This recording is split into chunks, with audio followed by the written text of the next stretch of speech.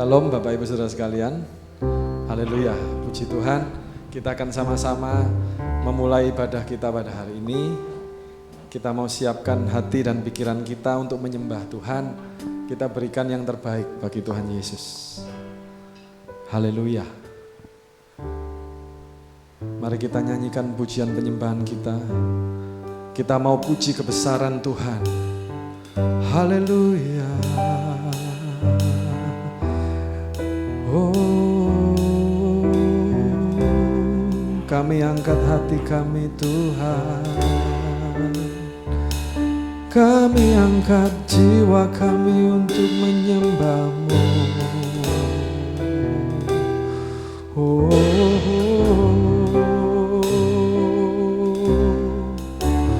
Kami memuji kebesaran-Mu,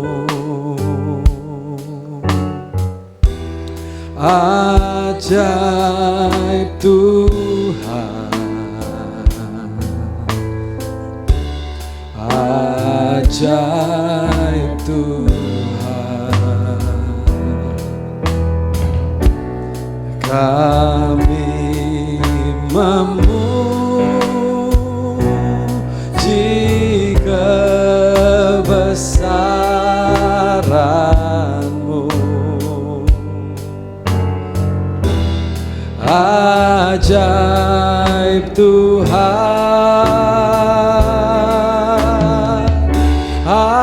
ajaib Tuhan. Kami memuji kebesaran-Mu, kami memuji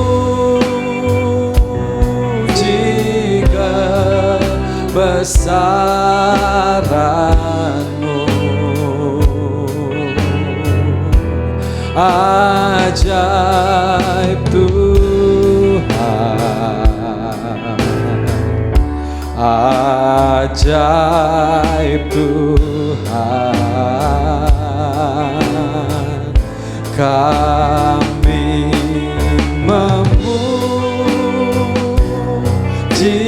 kebesaran-Mu, ajaib Tuhan,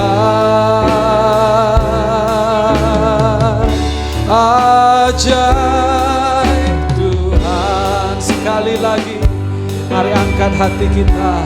Kami memuji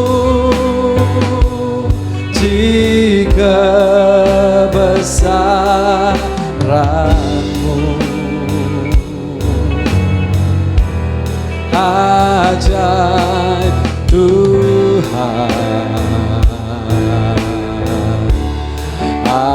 ajaib Tuhan. Kami memuji kebesaran-Mu, ajaib Tuhan, ajaib Tuhan. Kami memuji kebesaran-Mu, ajaib Tuhan, ajaib Tuhan. Kami memuji kebesaran-Mu, ajaib Tuhan, ajaib Tuhan, ajaib Tuhan.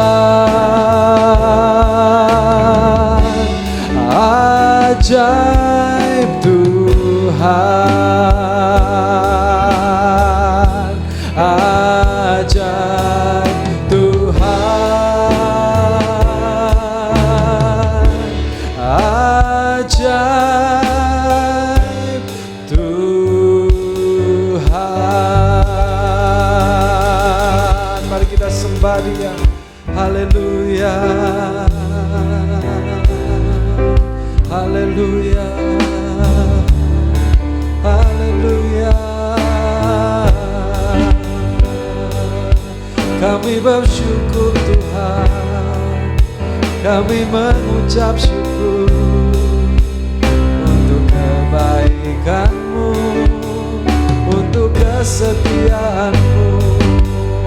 Haleluya, haleluya. Kami bersyukur Tuhan, kami bersyukur. Haleluya. Mari jemaat Tuhan, naikkan syukur, naikkan penyembahan kita. Haleluya. Karena Dia baik dan untuk selama-lamanya kasih setianya Tuhan. Haleluya, haleluya, haleluya. Oh haleluya, haleluya, haleluya. Kami menyembah-Mu Tuhan,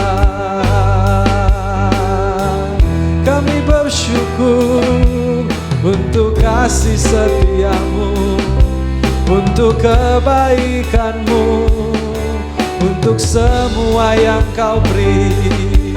Haleluya.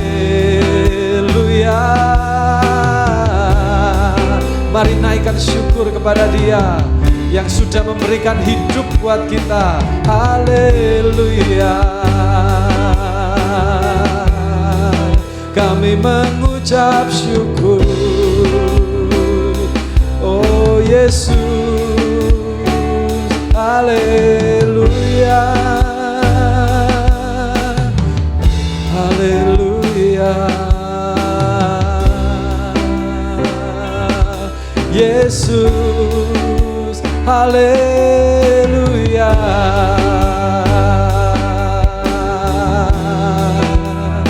haleluya. Oh Yesus, haleluya. Mari sama-sama kita naikkan. Kami memuji kebesaran-Mu. Terima kasih Tuhan Yesus. Ajaib Tuhan, ajaib Tuhan. Kami memuji kebesaran-Mu. Ajaib Tuhan,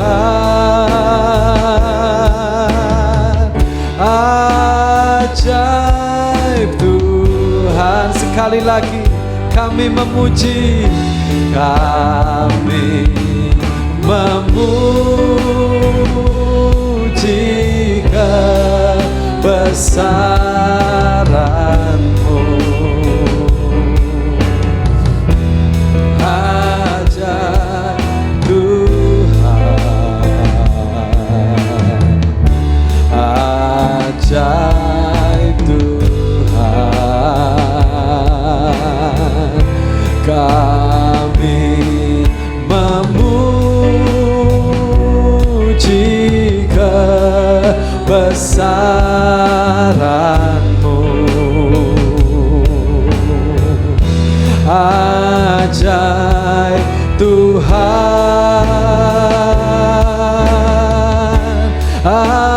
ajaib Tuhan, ajaib, ajaib Tuhan, ajaib Tuhan,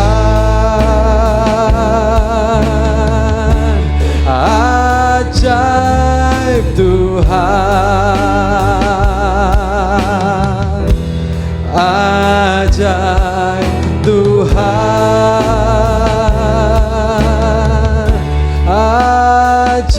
ajaib Tuhan. Haleluya, Haleluya. Masa saya undang Bapak Ibu Saudara untuk bangkit berdiri bersama-sama. Kita memasuki hadirat Tuhan lebih lagi. Kita tahu bahwa Dialah yang memimpin hidup kita. Dia Tuhan, Dia Allah kita yang ajaib. Haleluya.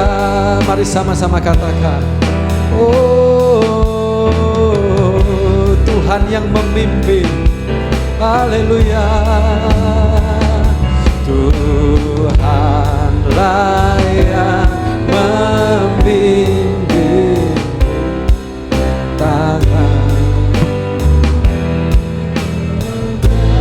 teguh, hatiku berserah penuh, tanganku dipegang. Sekali lagi, oh Tuhanlah yang membimbingku, tanganku dipegang teguh. Oh hatiku berserah penuh, tanganku dipegang teguh. Tuhanlah yang membimbingku, tanganku dipegang teguh, hatiku berserah penuh, tanganku dipegang teguh. Tuhanlah yang membimbingku, tanganku dipegang teguh, hatiku berserah penuh, tanganku dipegang teguh, hatiku berserah penuh, tanganku dipegang, hatiku berserah penuh, tanganku dipegang teguh. Haleluya. Berikan sorak-sorai kemuliaan bagi Tuhan. Haleluya, haleluya, haleluya, haleluya. Glory bagimu Tuhan Yesus. Tuhan terima kasih. Terima kasih Tuhan, Engkau baik, Engkau baik. Bahwasanya untuk selama-lamanya kasih setia Tuhan, untuk selama-lamanya penyertaan Tuhan. Kami merayakan Tuhan, kami merayakan penyertaan-Mu, kasih setiamu dan kebaikan-Mu pada ibadah hari ini. Kami bersyukur Tuhan. Kami akan terus memuji Tuhan, kami akan menyembah Tuhan. Kami menaikkan syukur kami dan sorak-sorai bagi Yesus, Raja segala Raja, Tuhan segala Tuhan. Dan biarlah Roh-Mu yang kudus mengurapi setiap kami, mengurapi hamba-hamba-Mu, pelayan-Mu dan jemaat-Mu, gereja-Mu ada di dalam urapan kuasa Roh Kudus-Mu. Terima kasih Tuhan Yesus. Dan kami mulai dan kami teruskan ibadah pada hari ini hanya di dalam nama Tuhan Yesus Kristus. Haleluya. Amin. Haleluya, puji Tuhan. Shalom Bapak Ibu Saudara sekalian. Kita tetap memuji Tuhan ya. Mari kita bangkit dan serukan nama Yesus. Haleluya.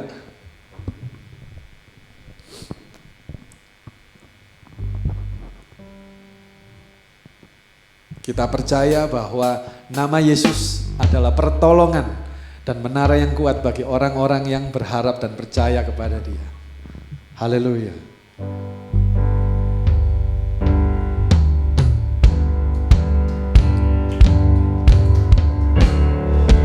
sebab Dia hidup. Ada hari esok, sebab Dia hidup. Ku tak gentar karena ku tahu, karena ku tahu Dia pegang hari esok. Hidup jadi berarti sebab Dia hidup, sebab Dia hidup. Haleluya. Sebab Dia hidup. Ada hari esok, sebab Dia hidup. Ku tak gentar karena ku tahu Dia pegang hari esok. Hidup jadi berarti sebab Dia hidup. Sekali lagi, sebab Dia hidup. Hidup. Ada hari esok, sebab Dia hidup. Ku tak gentar karena ku tahu Dia pegang hari esok.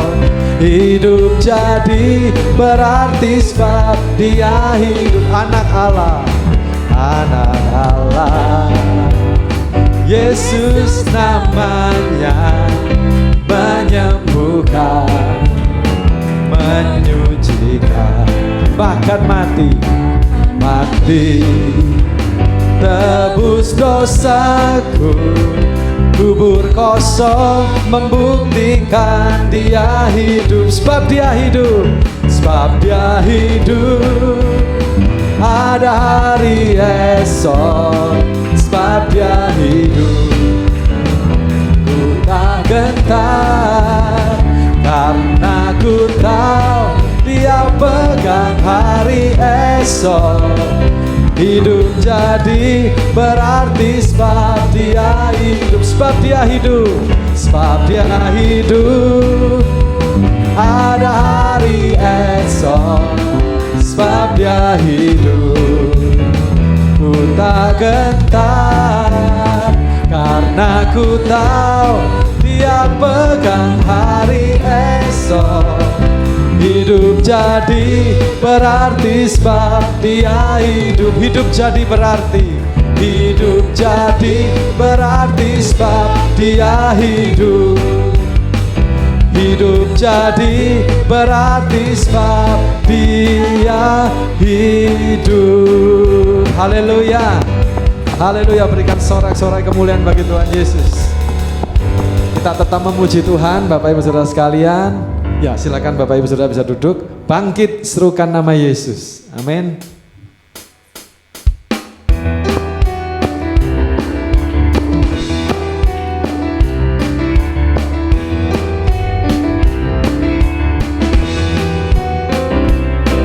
Bangkit, bangkit, serukan nama Yesus. Maju, nyatakan kuasa-Nya. Kita buat iblis gemetar, kalahkan tipu dayanya dengan kuasa namanya. Bangkit, serukan nama Yesus. Maju, nyatakan kuasa-Nya.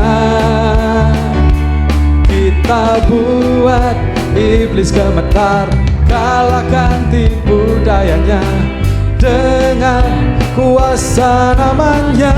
Nama Yesus, nama Yesus, menara yang kuat. Nama Yesus, kota benteng yang teguh. Nama Yesus, kalahkan semua musuh. Nama Yesus di atas segalanya. Bangkit, bangkit, serukan nama Yesus. Maju nyatakan kuasanya. Kita buat iblis gemetar, kalahkan tipu dayanya dengan kuasa namanya. Nama Yesus, nama Yesus, menara yang kuat. Nama Yesus, kota benteng yang teguh. Nama Yesus, kalahkan semua musuh. Nama Yesus di atas segalanya. Nama Yesus, nama Yesus, menara yang kuat. Nama Yesus, kota benteng yang teguh. Nama Yesus, kalahkan semua musuh. Nama Yesus di atas segalanya. Nama Yesus, nama Yesus di atas segalanya. Nama Yesus di atas segalanya. Haleluya.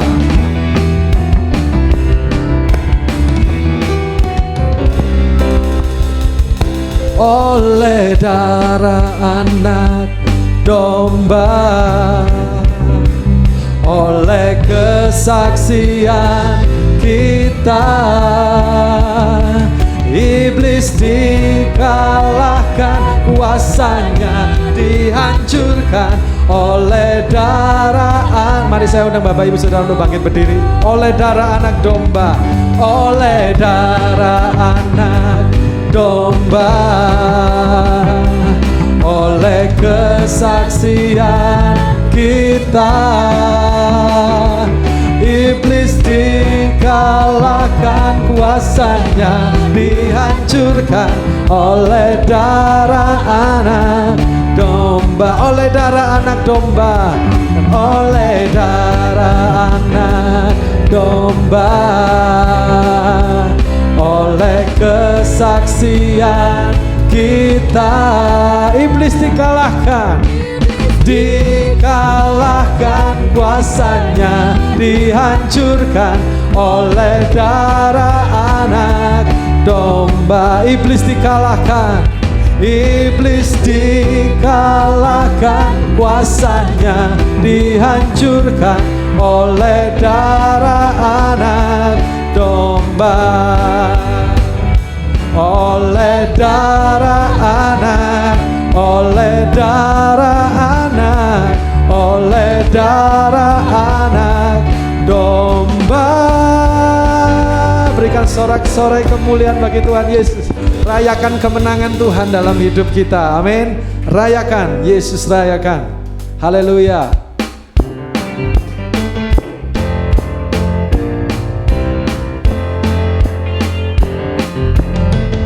Rayakan, Yesus rayakan.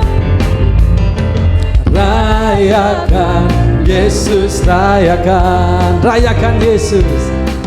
Rayakan, Yesus rayakan. Rayakan, Yesus rayakan. Dia bangkit, dia bangkit, dia bangkit dan hidup selamanya. Dia bangkit, dia bangkit. Marilah rayakan kebangkitan Tuhan kita. Rayakan, rayakan, Yesus rayakan. Rayakan, Yesus rayakan. Sekali lagi. Oh, rayakan, Yesus rayakan. Rayakan, Yesus rayakan. Dia bangkit, dia bangkit dan hidup selamanya. Dia bangkit, Dia bangkit, marilah rayakan kebangkitan Tuhan kita. Dia bangkit, Dia bangkit, Dia bangkit dan hidup selamanya. Dia bangkit, Dia bangkit, marilah rayakan kebangkitan Tuhan kita. Marilah rayakan, marilah rayakan, marilah rayakan, marilah rayakan kebangkitan Tuhan kita. Haleluya. Berikan sorak-sorai kemuliaan bagi Tuhan Yesus. Silakan Bapak Ibu Saudara bisa duduk. Kita akan persiapkan hati dan jiwa kita untuk firman Tuhan. Kita percaya bahwa hadirat-Nya ada di tengah-tengah kita dan Dia akan berfirman, meneguhkan, memberikan kita kekuatan. Tetap kita angkat hati kita arahkan kepada Dia. Miliki kerinduan yang mendalam supaya Tuhan itu menjadi yang utama dalam hidup kita. Haleluya. Oh, oh, oh, oh.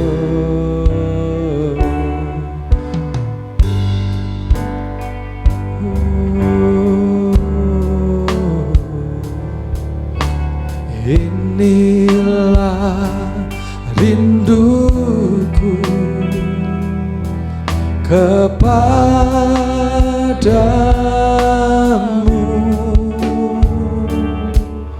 segenap hatiku menyembahmu.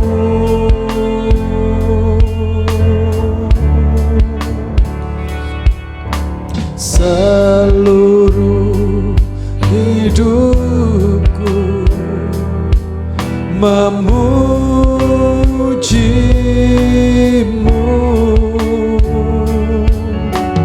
ku memujamu ya Allahku.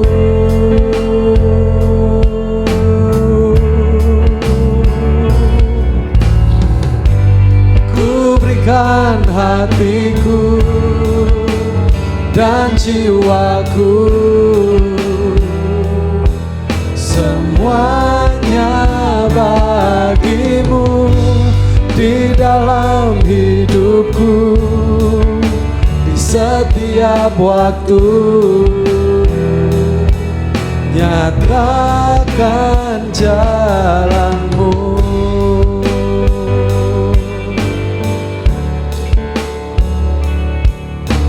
Inilah rinduku kepadamu,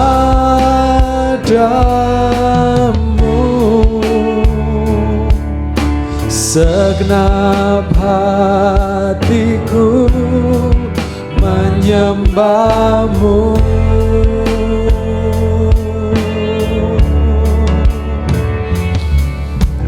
Seluruh hidupku memujimu,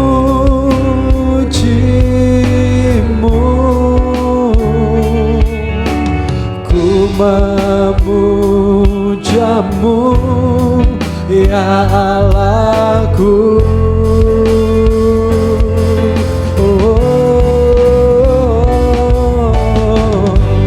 Ku berikan hatiku dan jiwaku,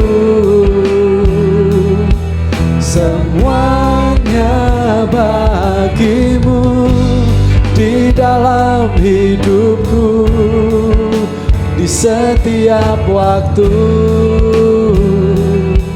Nyatakan jalanmu, ku berikan hatiku dan jiwaku, semuanya bagimu di dalam hidupku, di setiap waktu. Nyatakan jalanmu, nyatakan jalanmu, nyatakan jalanmu.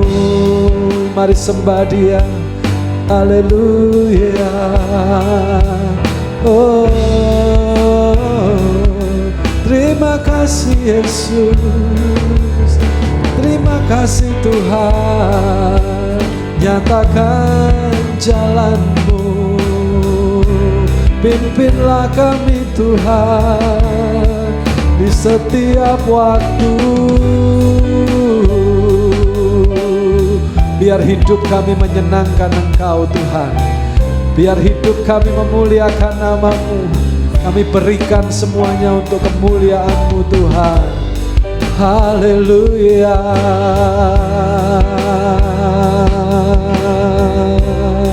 Ku berikan hatiku, oh, ku berikan hatiku dan jiwaku. Saya serahkan pada pemberita firman Tuhan, Bapak Jeffrey Allen.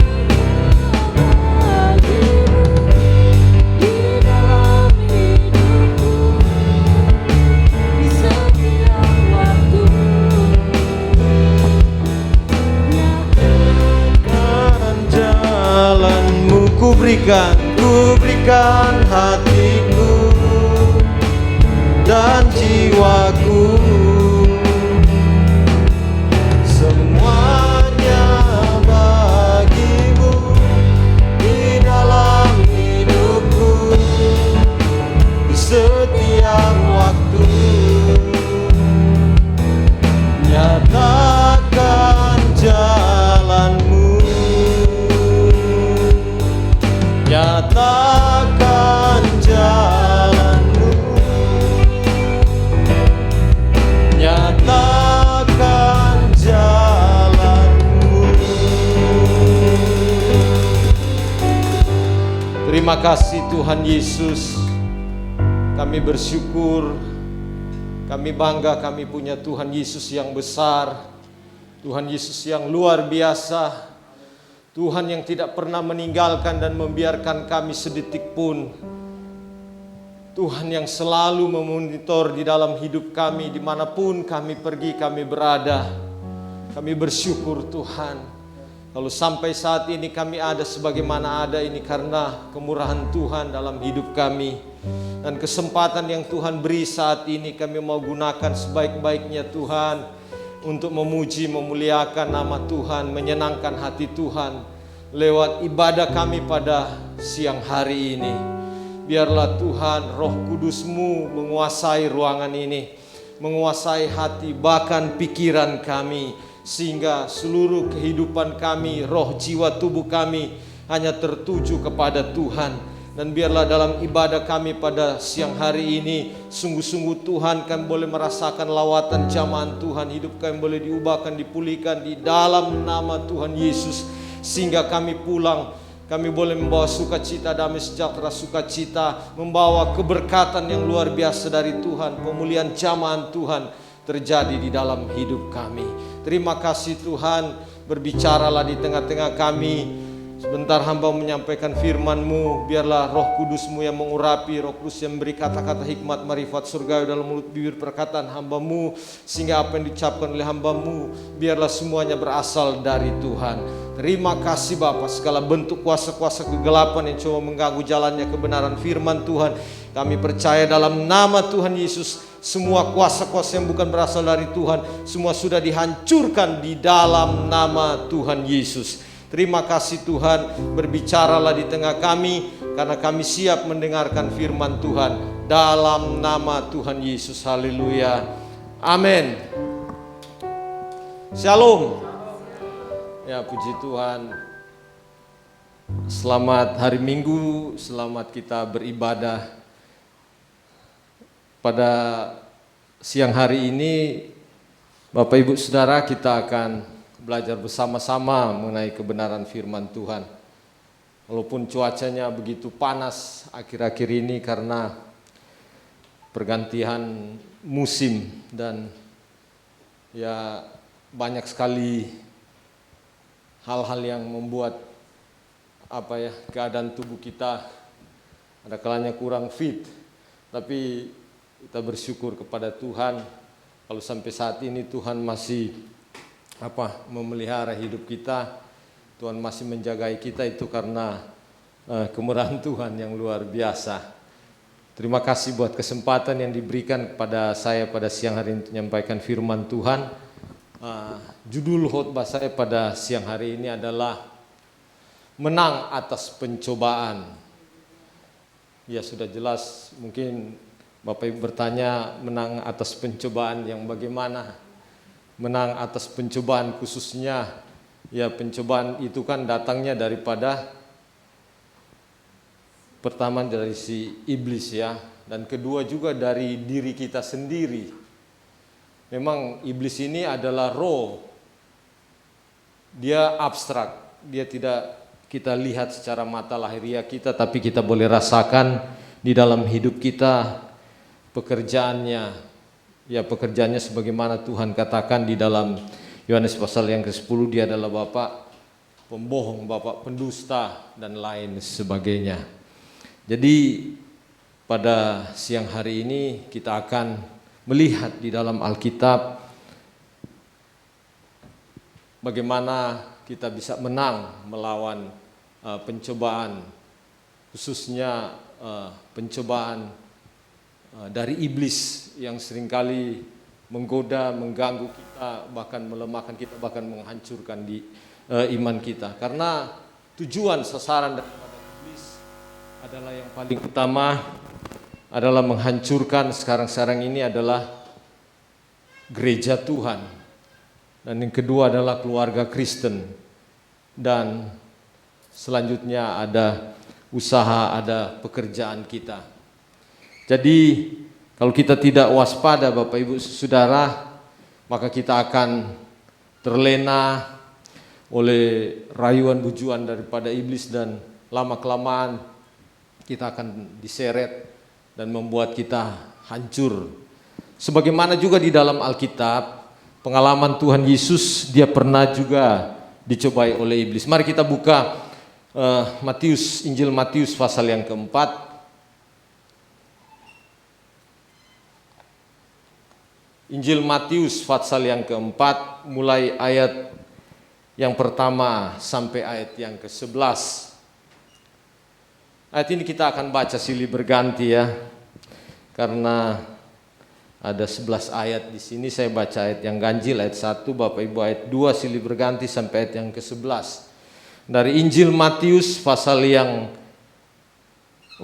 keempat, ayat 1 sampai ayat yang ke-11. Sudah menemukan semuanya, amin. Puji Tuhan. Tidak keberatan saya menjemput Bapak Ibu Saudara untuk bangkit berdiri, kita menghormati firman Tuhan, untuk kita membacanya silih berganti. Injil Matius pasal yang keempat mulai ayat 1 sampai ayat yang ke-11. Lembaga Alkitab memberikan judul pencobaan di padang gurun. Ayat pertama, maka Yesus dibawa oleh Roh ke padang gurun untuk dicobai iblis.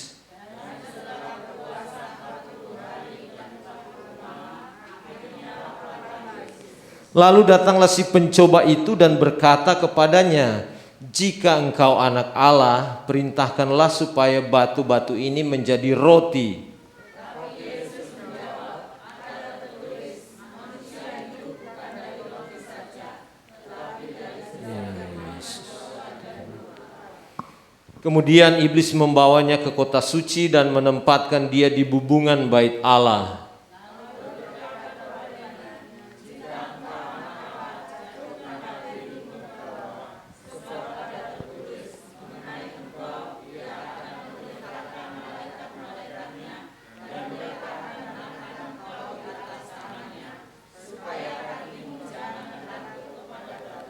Yesus berkata kepadanya, ada pula tertulis, janganlah engkau mencobai Tuhan Allahmu. Dan iblis membawanya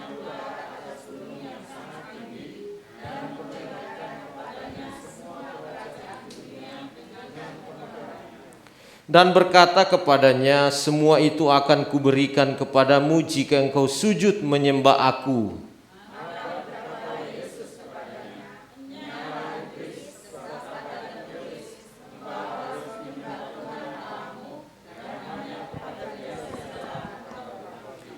Lalu iblis meninggalkan dia dan lihatlah malaikat-malaikat datang melayani Yesus. Puji Tuhan, Tuhan memberkati, silakan duduk. Bapak Ibu Saudara, perikop bagian firman Tuhan yang kita baca dalam Injil Matius pasal 4 ayat 1 sampai yang ke-11 ini adalah mengkisahkan tentang bagaimana perjalanan pelayanan kehidupan Tuhan Yesus ketika dia mulai mengerjakan pekerjaan Bapa. Kita tahu Tuhan mulai mengerjakan pekerjaan Bapa, dia diutus oleh Bapa ke dalam dunia ini. Dia mulai mengerjakan pekerjaan Bapa itu usianya 30 tahun. Dan kehidupan Tuhan Yesus di dalam dunia ini hanya singkat saja, 33,5 tahun. Tetapi kita melihat pengaruhnya yang begitu luar biasa. Banyak orang yang datang kepadanya, banyak yang percaya, bahkan terima dia sebagai Tuhan dan Juru Selamat. Dan kalau kita melihat bagaimana perjalanan kehidupan Yesus ketika dia ada dalam dunia ini mengerjakan pekerjaan Bapa, dia sering memulai melakukan pekerjaan Bapa itu dengan berdoa dan puasa. Tujuannya untuk apa, saudaraku? Tujuannya supaya dia dapat mengerti, dia dapat perintah dari Bapa lewat dia berdoa dan dia berpuasa. Karena pekerjaan yang Bapa percayakan kepadanya untuk melakukan itu memang ya bisa dikata bukan hal yang mudah, tapi ya membutuhkan juga suatu pengorbanan yang luar biasa. Makanya akhir dari kehidupan Yesus ketika melakukan pekerjaan Bapa, dia mati di atas bukit Golgota dan dia berkata tetelestai, dalam bahasa Yunani yaitu sudah selesai. Dan pekerjaannya begitu luar biasa. Dia ingin supaya apa yang dia lakukan, dia kerjakan semuanya sukses, berakhir dengan tentunya dengan baik. Dan itu yang Tuhan lakukan bagi kita dan kita sudah rasakan sampai pada saat ini. Dan kalau kita melihat kehidupan perjalanan Tuhan Yesus, dia melakukan pekerjaan Bapa, dia pergi berdoa, bahkan malaman dia berdoa. Bahkan yang dia alami begitu berat juga ketika dia berdoa dan berpuasa 40 hari 40 malam. Di sini firman Tuhan mengatakan ayat pertama, maka Yesus dibawa oleh roh besar, roh Allah di sini yang membawa Yesus ke padang gurun untuk tujuannya dicobai iblis. Mungkin saudara berpikir, kok roh Allah membawa Tuhan ke padang gurun untuk dicobai iblis? Apa sih maksudnya? Maksudnya di sini kita harus baca terus ayat firman Tuhan ini. Dan di dalam ayat yang kedua mengatakan, dan setelah berpuasa 40 hari dan 40 malam, akhirnya laparlah Yesus. Jadi tujuannya Yesus dibawa oleh roh Allah ke padang gurun untuk dicobai iblis. Dan tujuannya di sana adalah, maksudnya dia ke padang gurun untuk dicoba iblis, dia berpuasa 40 hari dan 40 malam. Dan akhirnya firman Tuhan katakan di sini, laparlah Yesus. Ada orang bertanya, pernah saya seringkan firman Tuhan, orang bertanya, kok dia Tuhan? Kenapa dia merasakan lapar?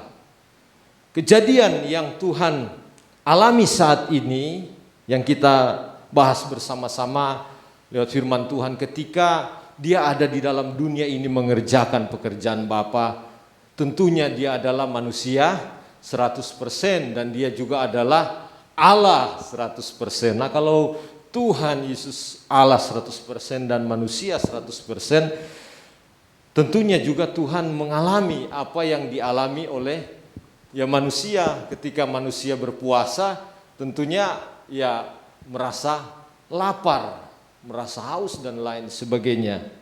Nah, kesempatan yang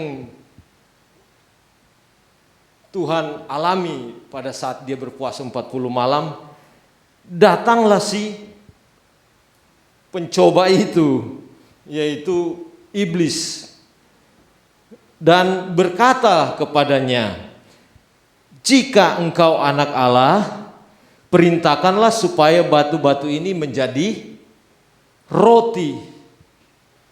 Pertanyaannya, apakah Tuhan tidak sanggup melakukan apa yang iblis perintahkan?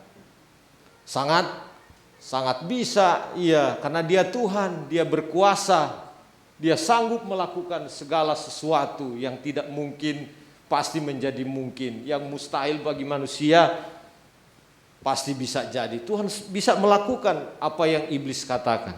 Tetapi apakah di ayat ini Tuhan langsung mengubah batu itu menjadi roti? Tentunya tidak, kan? Tetapi apa jawab Yesus di dalam ayat yang keempat? Tetapi Yesus menjawab, ada tertulis, manusia hidup bukan dari roti saja, tetapi dari setiap firman yang keluar dari mulut Allah. Poin yang pertama, kemenangan yang Tuhan alami ketika dia dicobai oleh iblis di padang gurun.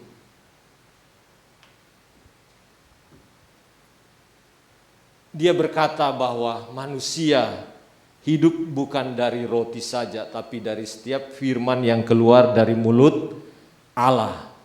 Dan untuk kita bisa menang melawan pencobaan, karena pencobaan itu bertujuan untuk sebenarnya melemahkan kita, membuat kita tidak bisa dapat berkembang, tidak bisa berbuat apa-apa.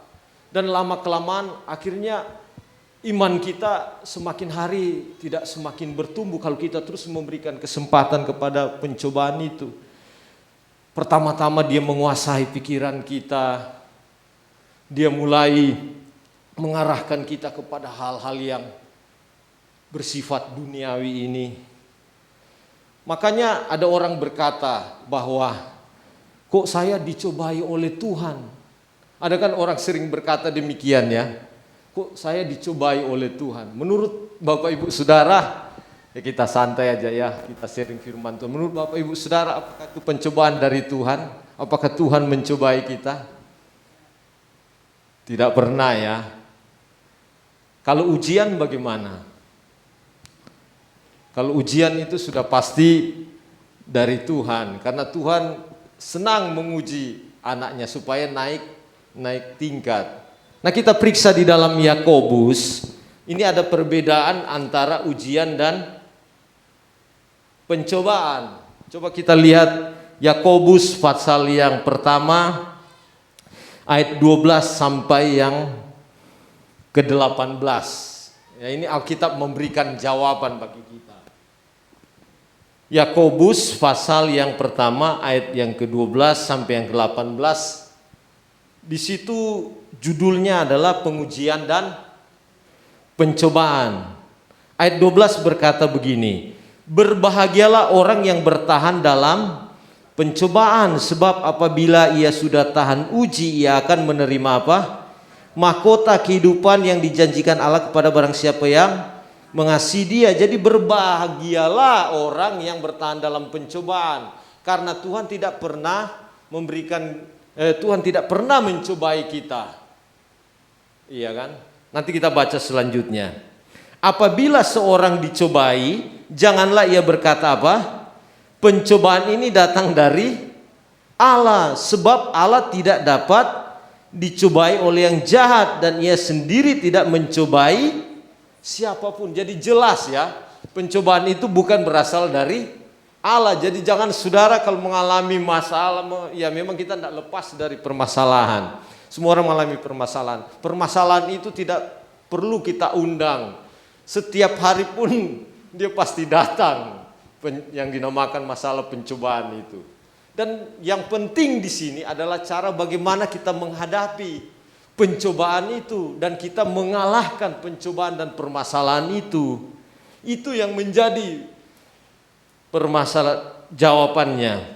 Jadi apabila seorang dicobai, janganlah ia berkata pencobaan ini datang dari Allah, sebab Allah tidak dapat dicobai oleh yang jahat dan ia sendiri pun tidak mencobai siapapun. Ayat 14 perhatikan, tetapi tiap-tiap orang dicobai oleh karena apa? Keinginannya sendiri, ya. Jadi pencobaan itu, kalau kita mengalami pencobaan itu karena keinginan kita sendiri, iya kan? Dan seterusnya apa? Karena ia diseret dan dipikat olehnya. Manusia pertama Adam dan Hawa, iya kan? Mereka diciptakan sesuai dengan gambar dan rupa Allah. Tapi mengapa mereka jatuh di dalam dosa? Karena mereka jatuh di dalam pencobaan, tipu daya iblis. Karena keinginannya, Tuhan sudah katakan kan bahwa di Taman Eden itu ada buah pengetahuan yang baik dan yang jahat. Dan kamu, ya, ada larangan Tuhan di situ, jangan kita melakukan ini dan itu. Tetapi karena keinginan dari Hawa, dia melakukan hal yang demikian. Akhirnya dia jatuh di dalam dosa. Dia dipikat oleh dosa. Dan akibatnya daripada dosa itu adalah maut. Saudaraku, upah dosa itulah maut. Roma 3 ayat yang ke-23. Dan apabila keinginan itu telah dibuahi, ia melahirkan apa? Dosa. Dan apabila dosa itu sudah matang, ia melahirkan maut, saudaraku. Jadi jelas ya firman Tuhan di sini bahwa pencobaan itu dasarnya, awalnya itu dari iblis, bukan dari Tuhan. Kalau Tuhan itu senang menguji iman kita. Contoh dalam Alkitab, Abraham diuji oleh Allah. Mengapa Abraham mendapat gelar bapa orang beriman? Karena imannya diuji sedemikian rupa oleh Tuhan. Ketika dia mau persembahkan Ishak bagi Tuhan, Tuhan katakan bawa Ishak dan korbankan bagi Tuhan. Sebenarnya pikirannya Abraham waktu itu bahwa, loh kok ini anak satu-satunya harus dibawa dikorbankan bagi Tuhan. Tetapi Tuhan melihat apakah iman Abraham ini bergantung kepada Tuhan atau bergantung kepada anak. Dan ternyata pada waktu Abraham diperintahkan Tuhan untuk persembahkan Ishak, imannya itu taat kepada Tuhan, bukan kepada anak. Dan dia tidak segan-segan mengorbankan Ishak bagi Tuhan. Dan akhirnya Tuhan melihat imannya murni dan dia lolos, dia berhasil di dalam ujian iman itu. Dan akhirnya dia diberikan gelar oleh Tuhan, Bapa orang beriman. Karena apa? Karena imannya murni ketika diuji oleh Tuhan. Dia lolos. Dia lulus dari ujian iman. Tidak bedanya juga dengan Ayub ketika begitu banyak ujian yang dia alami, sampai hartanya seluruh, anak-anaknya juga bahkan mengalami begitu banyak permasalahan. Tetapi di dalam ketaatan Ayub kepada Tuhan, dia bertahan di dalam ujian iman dan akhirnya dia lulus dan dia mendapat gelar apa? Bapa orang yang saleh, iya tuh di Ayub itu ya. Jadi tidak ada orang yang saleh seperti Ayub. Jadi kita lihat tokoh-tokoh iman di dalam Alkitab yang melewati begitu banyak sekali ujian, tetapi mereka bertahan di dalam proses dan akhirnya mereka lulus dan mereka keluar sebagai pemenang dan mereka mendapat gelar, predikat. Bukan mereka dapat di bangku teologi, bukan di tempat-tempat yang lain, tapi mereka dapat langsung dari Tuhan. Gelar Abraham, bapa orang beriman, Ayub, bapa orang yang saleh, dan tidak ada yang seperti Ayub yang saleh di dunia ini. Saudara, mana Bapak Ibu Saudara mau pilih? Kita dapat gelar di dunia ini atau dapat gelar dari Tuhan? Menurut Bapak Ibu Saudara mana yang lebih pas kira-kira? Ya tentunya kalau saya lebih penting, saya lebih senang saya dapat gelar dari Tuhan. Karena apa? Itu gelar kehormatan yang luar biasa. Orang-orang di dunia yang mendapat gelar, mungkin sampai dia cum laude dan lain sebagainya, itu sudah gelar tertinggi, predikat yang luar biasa. Tetapi itu belum merupakan jaminan. Buktinya masih banyak orang yang punya gelar juga yang tidak bisa berbuat apa-apa, saudaraku. Iya kan? Alias nganggur, saudaraku. Tapi ketika kita mendapatkan gelar dari Tuhan, gelar itu luar biasa. Dimanapun kita pergi berada, kita bisa lakukan mujizat di sana, saudaraku. Mengapa saya katakan lakukan mujizat? Karena itu diberikan oleh Tuhan. Bahkan terlebih kuasa yang Tuhan beri di dalam hidup kita luar biasa. Sehingga kita dapat melakukan yang luar biasa, yang di luar adikodrati, di luar pemikiran kita. Karena Yesus itu luar biasa. Makanya kita berbahagia ketika kita boleh bertahan di dalam pencobaan, di dalam pengujian. Tuhan Yesus sendiri pun sudah melakukan hal yang demikian. Dan kita melihat di sini ketika iblis memberikan tantangan bagi dia, jika engkau anak Allah, perintahkanlah supaya batu-batu ini menjadi roti. Yesus katakan, manusia hidup bukan dari roti saja, tapi dari setiap firman yang keluar dari mulut Allah. Poin yang pertama untuk kita bisa menang melawan pencobaan, melawan permasalahan apapun dalam hidup ini, yang pertama adalah kita harus hidup dari firman Tuhan. Amin. Caranya bagaimana kita hidup dari firman Tuhan? Ya kita baca firman Tuhan ini, renungkan firman Tuhan ini siang dan malam. Mazmur katakan, di sana katakan berbahagia, Mazmur pasal yang pertama, berbahagialah orang yang kesukaannya ialah apa?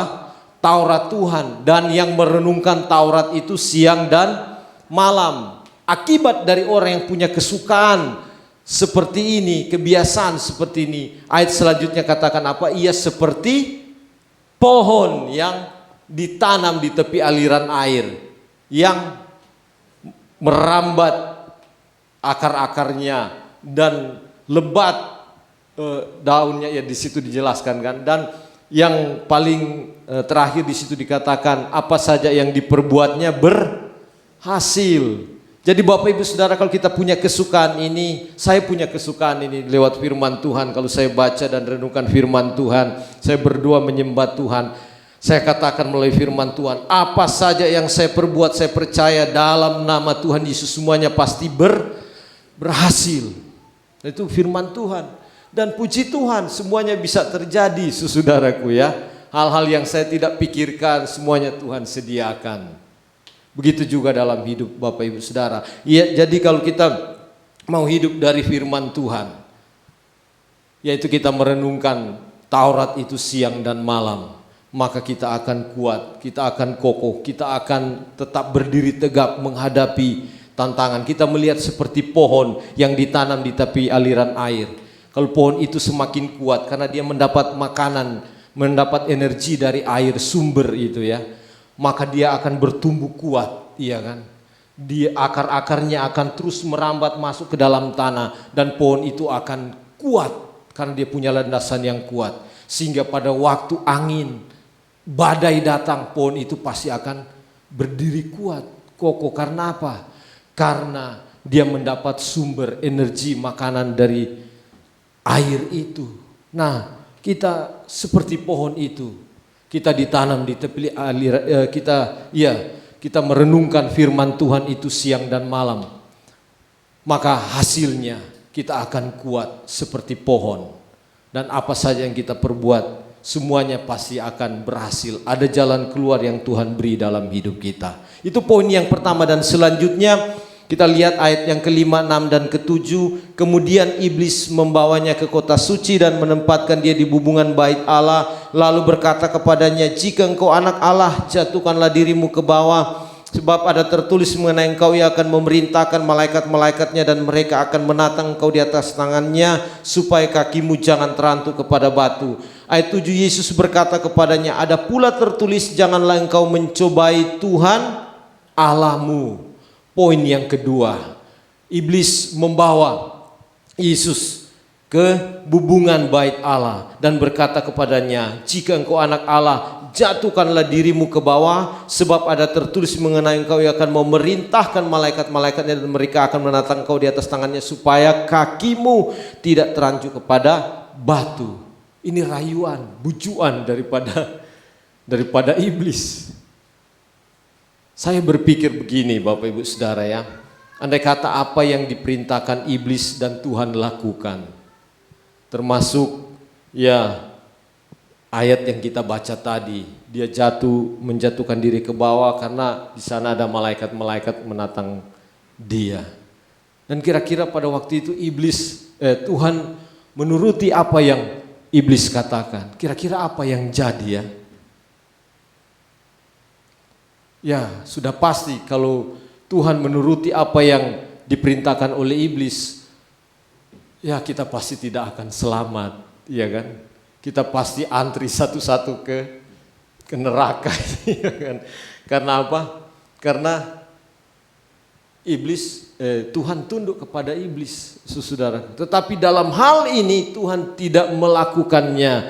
Tetapi Tuhan katakan dalam ayat yang ke-7, Yesus berkata kepadanya, ada pula tertulis, janganlah engkau apa? Mencobai Tuhan Allahmu. Poin yang kedua untuk kita bisa menang melawan pencobaan, melawan permasalahan, melawan kuasa-kuasa kegelapan yang ingin menghancurkan hidup kita. Hidup tidak mencobai Tuhan. Apa artinya hidup tidak mencobai Tuhan? Artinya hidup tidak mencobai Tuhan. Coba kita lihat ke belakang. Apa yang dialami oleh bangsa Israel ketika mereka keluar dari Mesir. Mesir itu melambangkan perbudakan. Dan saudara, Bapak Ibu Saudara mengerti ya cerita ini kan? Pasti sering dengar ya kan, ketika bangsa Israel waktu itu mereka ada di Mesir. Mereka ada di sana selama berapa tahun? Siapa yang baca Alkitab?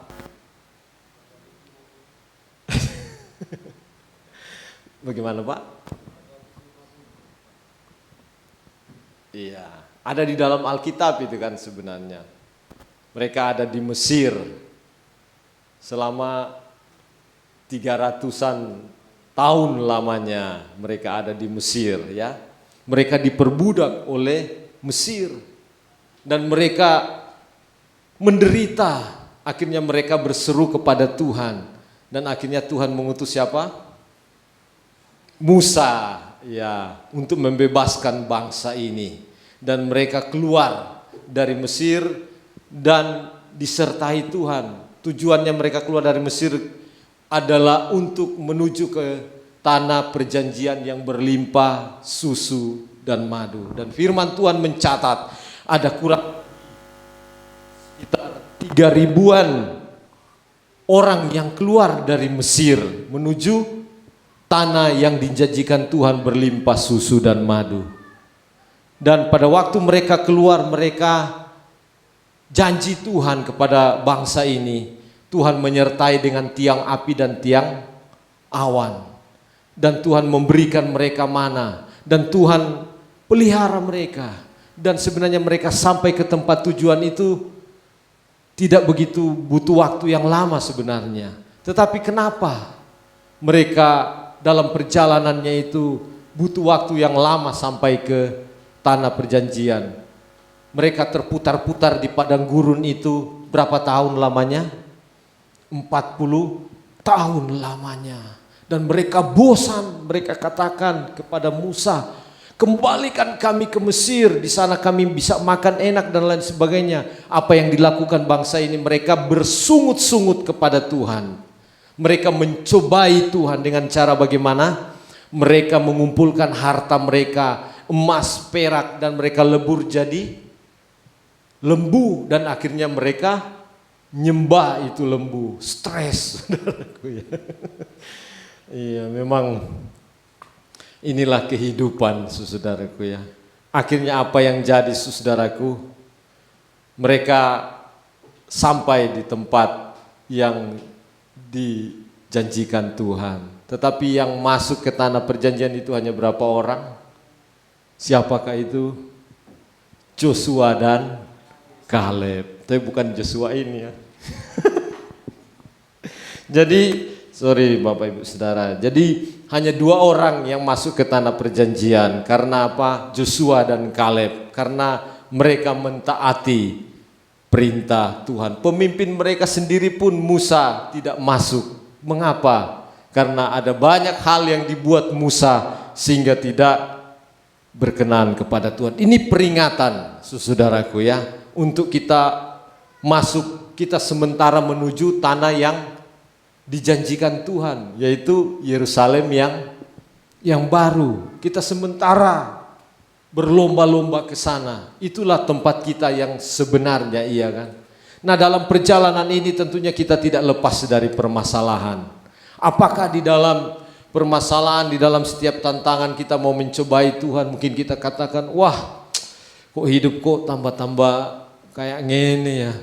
Hidup kok nggak ada perubahan, iya. Kok begini-begini mulai dan seterusnya, iya kan? Namanya manusia. Hidup semakin hari semakin sulit. Dan memang firman Tuhan katakan di dalam 2 Timotius pasal yang ketiga, di situ judulnya perikopnya keadaan manusia di akhir zaman. Kita lihat di situ 2 Timotius pasal yang ketiga, keadaan manusia di akhir zaman akan terjadi apa? Masa-masa yang sulit, yang sukar. Akibat dari masa yang sulit, yang sukar itu manusia mencintai ini dan itu dan seterusnya. Saudaraku, ada di situ saudara baca. Jadi apa yang sedang terjadi sekarang ini, pergejolakan yang terjadi sekarang, itulah jawaban di dalam 2 Timotius pasal yang ketiga, keadaan manusia di akhir zaman. Dan kita tidak bisa pungkiri, dan itu pasti akan terjadi. Dan cara bagaimana yang harus kita lakukan adalah kita hidup tidak mencobai Tuhan.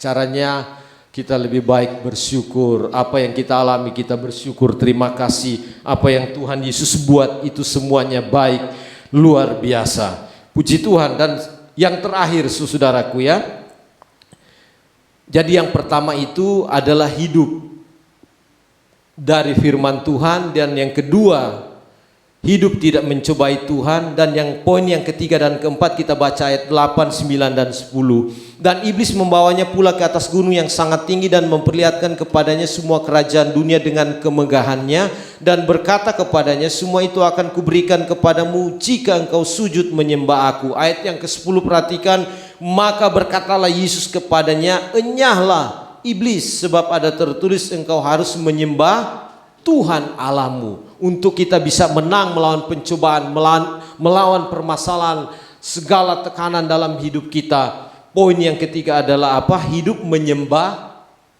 Tuhan. Apa artinya hidup menyembah Tuhan? Yohanes 4 ayat 23 dan 24 mengatakan bahwa sudah tiba saatnya bahwa penyembah-penyembah benar akan menyembah Bapa di dalam roh dan kebenaran. Dan itu yang harus kita lakukan, orang yang menyembah di dalam roh dan kebenaran. Artinya orang yang suka ada di dalam hadirat Tuhan. Amin. Mazmur katakan lebih baik apa? 1 hari di pelataran Tuhan daripada 1000 hari tempat lain. Itu kan ada pujiannya kan?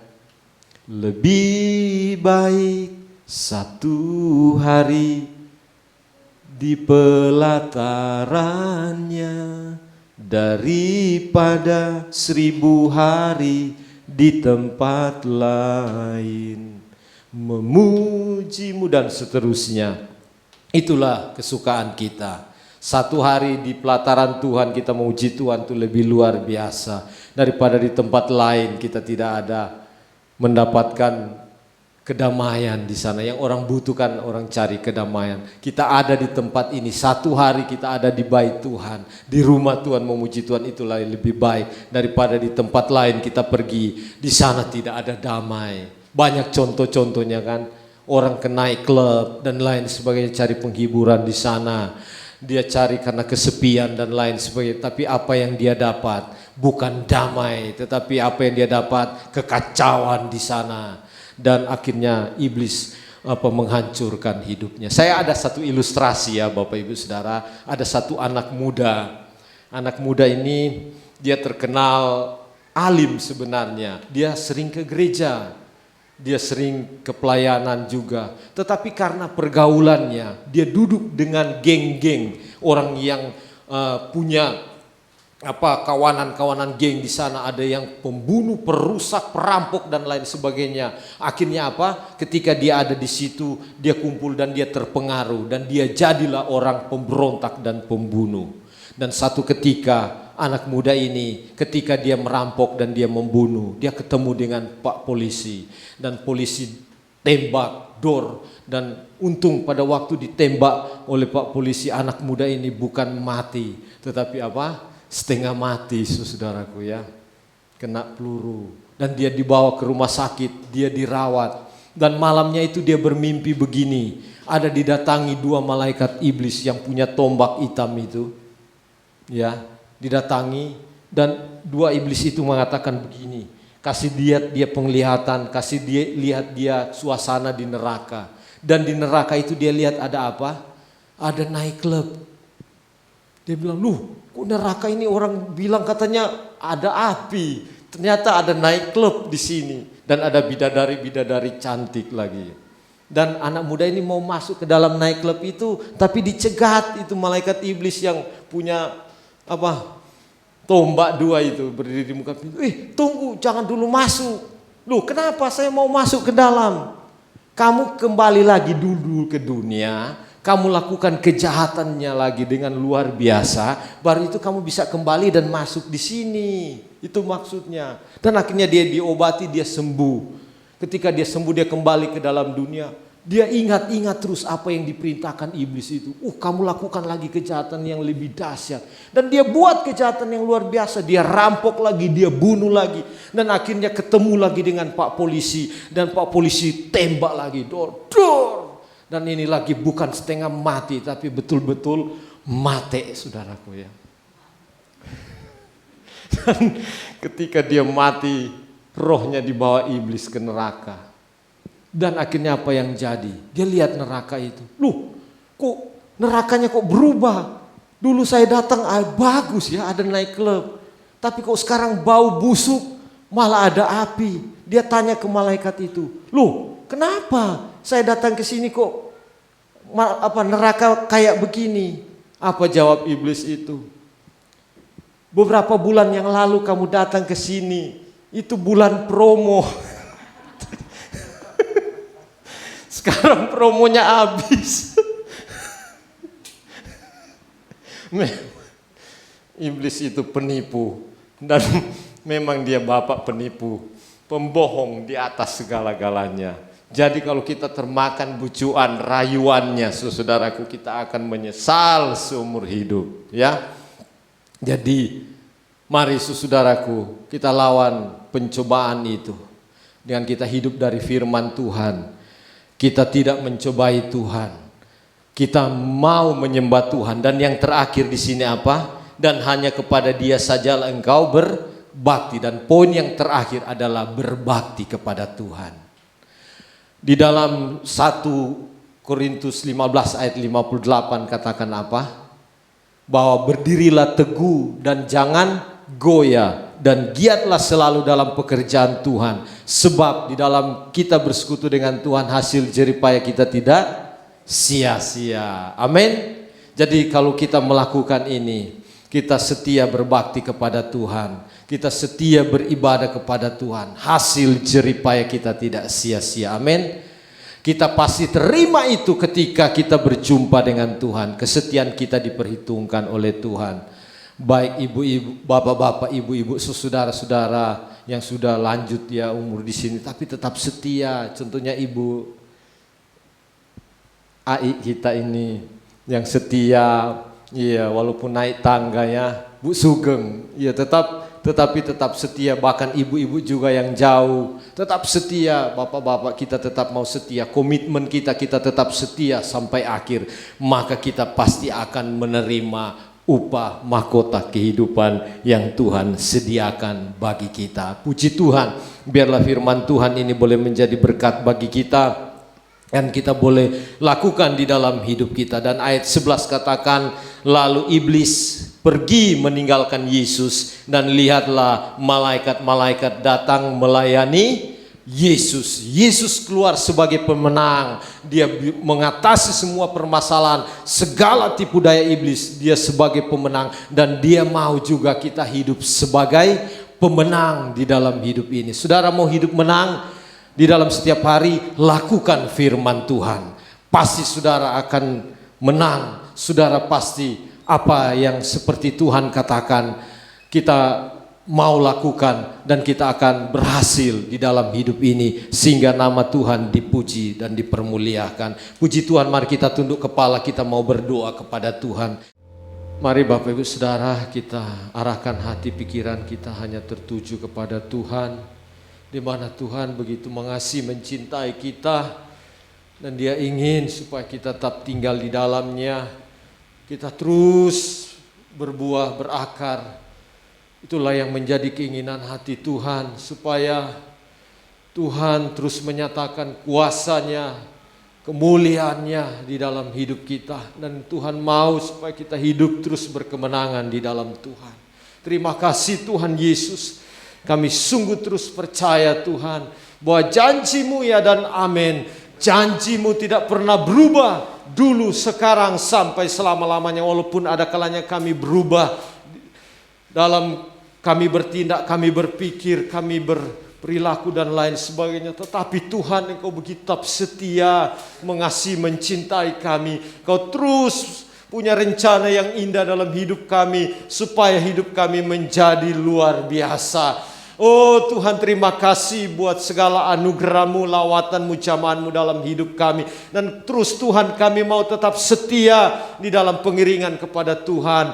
Karena kami percaya di dalam kami mengiring dan mengikut Tuhan, hasil jerih payah kami tidak sia-sia. Tuhan, berkati kami yang sudah hadir saat ini. Berkati kami yang sudah melayani Tuhan saat ini. Apapun yang kami lakukan dan kami kerjakan, Tuhan tahu semuanya. Dan kami percaya kami melakukannya bersama dengan Tuhan. Kami rindu mau menyenangkan hati Tuhan. Dan kami percaya di dalam nama Tuhan Yesus, Tuhan memberkati kami dengan berkat-berkat yang berlimpah-limpah. Usaha pekerjaan kami, seluruh jemaat Tuhan, Tuhan berkati di dalam nama Tuhan Yesus. Tuhan buka jalan, segala jalan-jalan yang tertutup, segala penghalang-penghalang, segala kuasa-kuasa kegelapan yang menghalangi, semua dihancurkan di dalam nama Yesus. Dalam nama Yesus, dan kami percaya Tuhan beri kami kemenangan, Tuhan beri kami terobosan, inovasi-inovasi yang baru, sehingga kami boleh melakukan segala sesuatunya dengan baik, dan kami boleh melihat pertolongan Tuhan yang luar biasa dalam hidup kami.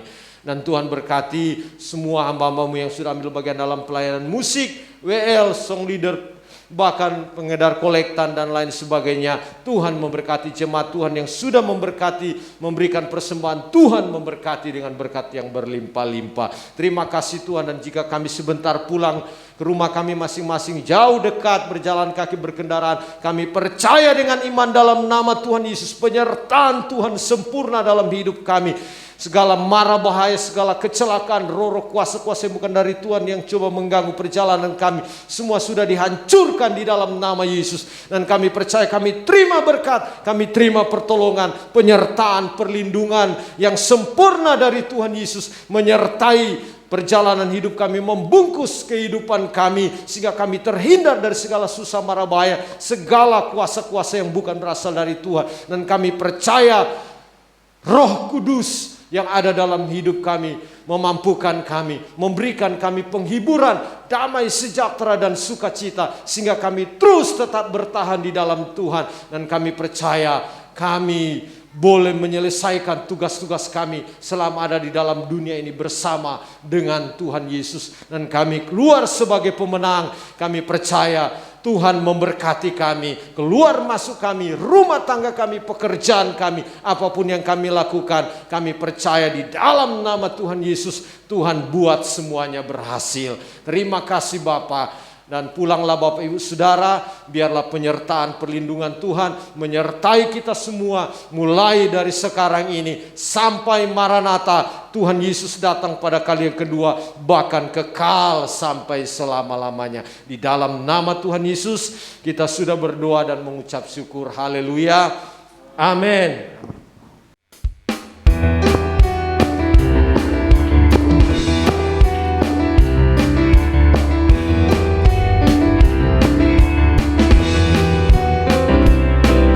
Bangkit, bangkit, serukan nama Yesus.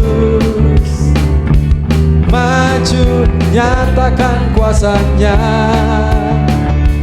Kita buat iblis gemetar, kalahkan tipu dayanya dengan kuasa namanya. Bangkit, serukan nama Yesus. Maju, nyatakan kuasanya. Kita buat iblis gemetar, kalahkan tipu dayanya dengan kuasa namanya.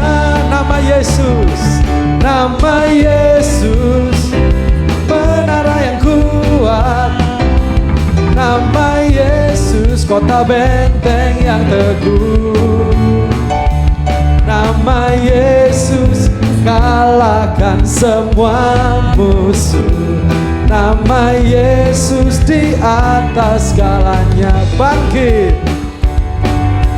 bangkit, serukan nama Yesus. Maju, nyatakan kuasanya.